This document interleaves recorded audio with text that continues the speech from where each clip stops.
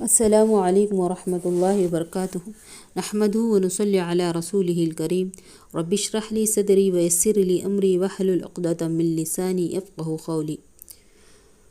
عزیز سامعات، پچھلے درس کی تفصیلی گفتگو کے بعد آج سے ہم عباسی حکومت کے بارے میں جانیں گے انشاءاللہ۔ بنی امیہ کے خاتمے کے بعد ابو العباس عبداللہ بن محمد تخت خلافت پر بیٹھا۔ اس کا زمانہ زیادہ تر فتنوں کے دبانے اور نئی حکومت کے استوار کرنے میں گزرا۔ اس نے بنی امیہ کے افراد کو چن چن کر قتل کیا، سینکڑوں امویوں کو تلوار کے گھاٹ اتار دیا۔ صفاح کے لفظی معنی خون ریز کے ہیں، یعنی اس کا لقب صفاح پڑ گیا۔ بنی امیہ میں صرف ایک نوجوان مرد عبد الرحمن مشرق سے بھاگ کر مغرب چلا گیا اور اسپین پہنچ کر بنی امیہ کی عظیم الشان حکومت قائم کی، جو 300 برس تک اسپین میں کامیابی کے ساتھ قائم رہی۔ عباسیہ کے انصار یعنی ان کے حامی عراق خراسان میں تھے، اس لیے صفا نے عراق ہی کو اپنا پائے تخت بنایا۔ صفا نے اپنی نئی حکومت کا ڈھانچہ اس طرح کھڑا کیا کہ اپنے بھائی ابو جعفر کو جزیرے آذربائیجان اور آرمینیہ کا والی بنایا۔ دوسری طرف انقلاب حکومت کی بد نظمی سے فائدہ اٹھا کر رومیوں نے حملہ کیا۔ 1303 ہجری میں قیصر روم نے ایشیائی کوچک کے ایک سرحدی شہر پر حملہ کیا۔ ان کے علاوہ ان حوادث کے ساتھ ساتھ سرحدی علاقوں پر فوج کشی کا بھی سلسلہ جاری رہا اور کئی جگہ فتوحات بھی ہوئی۔ عباسی خلفاء میں منصور سب سے زیادہ باعظمت خلیفہ تھا، گو عباسی حکومت کا بانی صفا تھا، لیکن اس کو مستحکم بنانے میں منصور نے بہت سے کام کیے۔ عباسی خلفاء میں اس کی وہی حیثیت تھی جو اموی خلفاء میں عبد الملک کی تھی۔ وہ نازک سے نازک موقعوں پر بھی نہ گھبراتا تھا، لیکن اس کی ہمت و تدبیر نے سلطنت کو ہلنے نہ دیا اور اپنے زمانے میں عباسی سلطنت کو اس قدر مستحکم کر گیا کہ مدتوں اس کے جانشین اطمینان کے ساتھ حکومت کرتے رہے۔ اس کا سارا وقت امور مملکت پر غور و فکر اور اس کے انتظام میں صرف ہوتا تھا۔ تعمیر حرم، منصور نے خانہ کعبہ میں بھی توسیع کرائی، اس کے چاروں طرف سنگ رخام کے ستون لگوائے۔ اسی زمانے میں مسجد نبوی کی عمارت میں ترمیم و توسیع کرائی۔ اس کے علاوہ اس نے مکے کا راستہ بھی درست کرایا۔ عباسی خلفاء کی تاریخ میں اس سے زیادہ فیاض دریا دل دوسرا خلیفہ نہ تھا۔ اس کے بعد ہارون رشید خلیفہ ہوئے۔ عہد عباسی حکومت کا وہ دور زرین دور تھا۔ ہارون رشید کا عہد بیرونی فتوحات کے لحاظ سے نہایت ممتاز ہے۔ ان کے زمانے میں رومیوں کے ساتھ خاص طور پر بکثرت معرکہ آریاں ہوئی۔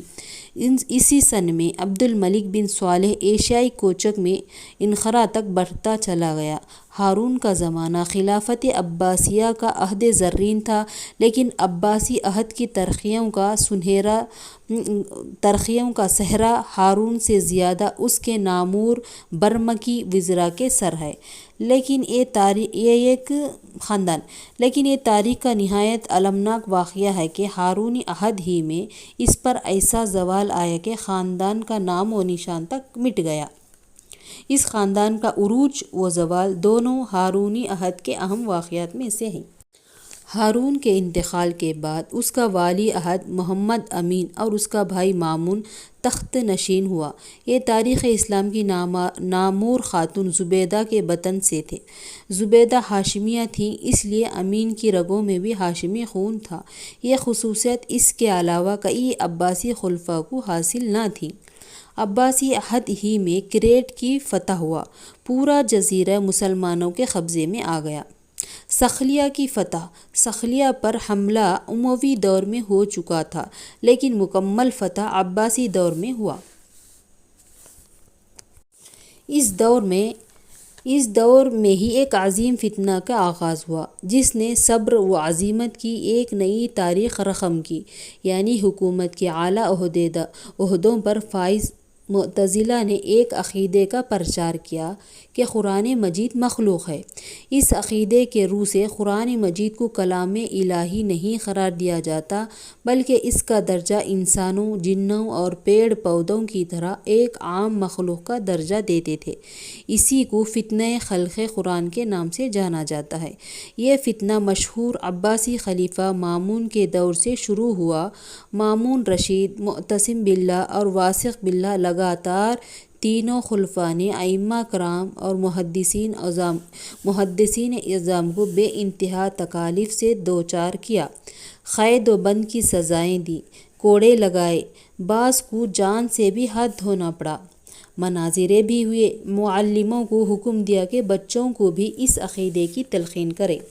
یہ تو علماء حق تھے، جس کی وجہ سے علماء اور محدثین آزمائش میں مبتلا ہوئے۔ حضرت امام احمد بن حنبل اس قدر اس فتنے کے انکار میں ڈٹ کر کھڑے ہوئے کہ مامون مرتے وقت معتصم کو ان پر سختی کرنے کی وصیت کر گیا، نعوذ باللہ۔ بالآخر متوکل نے قرآن مجید کے فتنے کو روک دیا۔ اس کے اس کارنامے کو مسلمانوں نے پسندیدگی کی نظر سے دیکھا۔ ہر زبان سے اس کے لیے دعا نکلنے لگی۔ بعض لوگوں نے اس کے اس کارنامے کی وجہ سے اس کو خلفائے راشدین کا مماثل قرار دیا۔ چنانچہ قاضی ابراہیم بن محمد تمیمی کہتے ہیں کہ 3 خلفاء نے کارنامے دکھایا۔ حضرت ابوبکر صدیق نے ارتداد کے فتنے کا خلا خما کیا، اور حضرت عمر بن عبدالعزیز رحمۃ اللہ علیہ نے بنی امیہ کے مظالم کو تدارک کیا، یعنی ختم کیا، اور متوکل نے بدعت کو مٹا کر سنت کو زندہ کیا۔ یہ جو خلق قرآن کی بدعت تھی، اس کو مٹا کر سنت کو زندہ کیا۔ اس کے علاوہ عباسیہ دور میں ایک شخص محمد بن فرج نیشاپوری نے نبوت کا دعویٰ بھی کیا کہ وہ ذوالقرنین ہے۔ وہ ایک خود ساختہ کتاب پیش بھی کی کہ وہ قرآن ہے، جو جبرائیل علیہ السلام کے ذریعے اس پر نازل ہوا ہے، لیکن ابھی اس پر صرف 27 آدمی ایمان لائے تھے کہ پکڑ کر متوکل کے دربار میں حاضر کیا گیا اور اس کو قتل کر دیا گیا۔ آخر میں بس اتنا ہی، اگلے درس میں انشاءاللہ سنیں گے۔ السلام علیکم ورحمۃ اللہ وبرکاتہ۔